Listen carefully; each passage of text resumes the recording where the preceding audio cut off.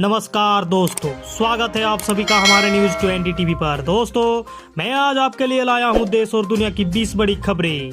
तो आपको एक एक करके सभी खबरें विस्तार से बताई जाएगी।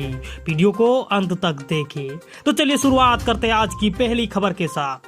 दोस्तों, आज की पहली खबर यूपी से है। दोस्तों, ओवैसी का सीएम योगी पर निशाना, बोले उनके पास एक दो काम, नाम पूछकर ठोक दो, ना समझ आए तो नाम बदल दो। आपको बताते चलो कि दोस्तों, एआईएमआईएम असदुद्दीन ओवैसी ने शनिवार प्रयागराज से सभा संबोधन के दौरान जमकर भाजपा, सपा, बसपा और कांग्रेस पर निशाना साधा है।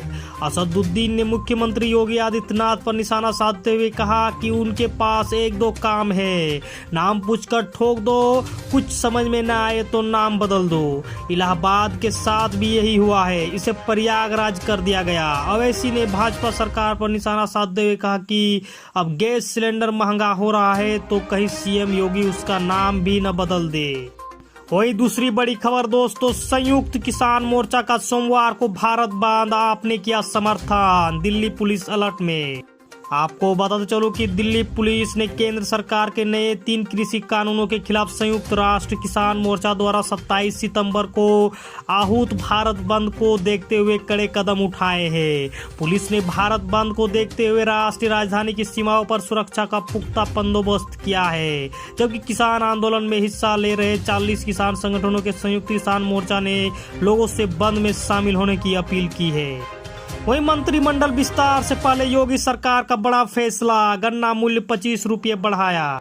आपको बताते चलो कि यूपी कैबिनेट के मंत्रिमंडल विस्तार से पहले योगी सरकार ने किसानों के हित में बड़ी घोषणा की है। सीएम योगी ने गन्ना मूल्य 25 रुपये प्रति क्विंटल बढ़ाने का ऐलान किया है। सीएम योगी ने कहा कि 315 रुपये वाले गन्ने का मूल्य अब 340 रुपये प्रति क्विंटल दिया जाएगा। वही 325 रुपये वाले गन्ने का दाम 350 होगा। वही खबर पंजाब से, चरणजीत सिंह चन्नी कैबिनेट का पहला विस्तार। आपको बताते चलो कि पंजाब में सीएम चरणजीत सिंह चन्नी की नई कैबिनेट का रविवार शाम को विस्तार किया गया। इस कार्यक्रम में सीएम चन्नी और उत्तर प्रदेश के सीनियर नेता मौजूद रहे। वही चक्रवाती तूफान गुलाब मचा सकता है भारी तबाही, बंगाल ओडिशा में भारी बारिश का अलर्ट जारी। आपको बताते चलो कि बंगाल की खाड़ी पर बने चक्रवाती तूफान गुलाब के ओडिशा और पश्चिम बंगाल के दक्षिणी हिस्सों की ओर बढ़ने की चेतावनी दी गई है। इन दोनों राज्यों में मौसम विभाग ने चेतावनी जारी की है। इन दोनों राज्यों के कई जिलों में अगले 3 दिनों में भारी बारिश होने की संभावना है। इसे लेकर मौसम विभाग ने भी हाई अलर्ट जारी किया है।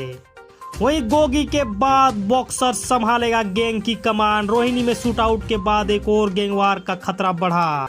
आपको बता चलो कि कोर्ट रूम के भीतर जज के सामने ताबड़तोड़ गोलियां मारकर गैंगस्टर जितेंद्र मान उर्फ गोगी की हत्या करके उनका शव उसके विरोधी सुनील उर्फ टिल्लू ताजपुरिया पर है। इसलिए दिल्ली पुलिस की क्राइम ब्रांच 1-2 दिन में उसे प्रोडक्शन रिमांड पर लेने के लिए अदालत में अर्जी लगाएगी। वही खबर बिहार से, मोतिहारी की सिकरहाना नदी में नाव डूबी, 14 लापता, 1 की मौत, 4 की हालत गंभीर। आपको बता चलो कि बिहार के मोतिहारी जिले में रविवार सुबह एक बड़ा हादसा हो गया। करीब 25 लोगों से भरी हुई नाव बीच में धार में जाकर डूब गई। 7 लोगों को कड़ी मशक्कत के बाद बाहर निकाला गया, जबकि एक बच्ची का शव भी बरामद किया गया है। अन्य लोगों की तलाश में एनडीआरएफ जुटी हुई है। वहीं हादसे में घायल हुए 4 लोगों को अस्पताल में इलाज चल रहा है। वहीं जातिगत जनगणना के मुद्दे पर पीछे नहीं हटेंगे बिहार के सीएम नीतीश कुमार, बोले बिहार जाकर लेंगे निर्णय। आपको बता चलो कि बिहार के मुख्यमंत्री नीतीश कुमार जातिगत जनगणना के मामले में पीछे हटने को तैयार नहीं है। इसका संकेत एक बार फिर उन्होंने दिया है। उन्होंने दिल्ली में कहा कि केंद्र सरकार को जातिगत जनगणना करानी चाहिए, इसके कई फायदे हैं। हमने जो कहा है उसके तर्क आज़ादी के पहले जनगणना हुई थी, आज़ादी के बाद नहीं हुई है। जाति जनगणना होगी तभी लोगों के बारे में सही जानकारी होगी। वहीं प्रधानमंत्री नरेंद्र मोदी अमेरिकी दौरे से दिल्ली पहुंचे। एयरपोर्ट पर भाजपा नेताओं ने किया जबरदस्त स्वागत। आपको बताते चलो कि प्रधानमंत्री नरेंद्र मोदी भारत पहुंच गए हैं। अमेरिका की 3 दिवसीय यात्रा के बाद आज सुबह दिल्ली एयरपोर्ट पर जेपी नड्डा सहित अन्य भाजपा कार्यकर्ताओं ने पीएम का स्वागत किया। इस दौरान पीएम मोदी के नारे भी लगे। वहीं पीएम ने सभी लोगों का आभार जताया। इस दौरान जेपी नड्डा और पीएम मोदी ने जनता को भी संबोधित किया। वही दोस्तों, श्रीनगर में डल झील के ऊपर 13 साल बाद भारतीय वायुसेना का एयर शो। कालाबाजी देखकर लोग रह गए दंग।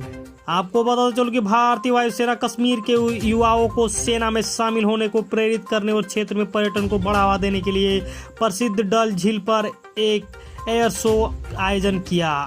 आसमान में कालाए देखकर हर कोई हैरान हो गया।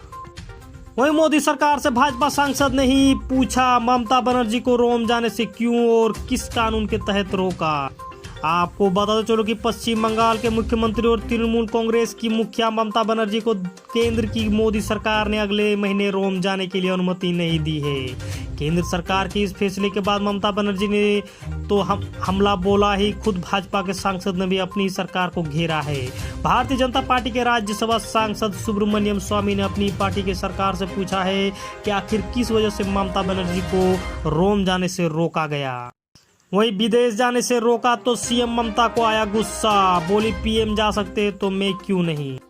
आपको बता चलो कि ममता बनर्जी को एक एनजीओ द्वारा आयोजित कार्यक्रम में शामिल होने के लिए इटली जाने की अनुमति नहीं मिलने के कुछ ही घंटों बाद मुख्यमंत्री ने केंद्र सरकार पर निशाना साधा। ममता ने कहा उन्हें केवल ईर्ष्यावश रोका गया है। पश्चिम बंगाल सरकार को विदेश मंत्रालय से एक पत्र मिलने के बाद विवाद शुरू हुआ। इस पत्र में लिखा गया कि यह कार्यक्रम राज्य के मुख्यमंत्री की भागीदारी के अनुकूल नहीं है।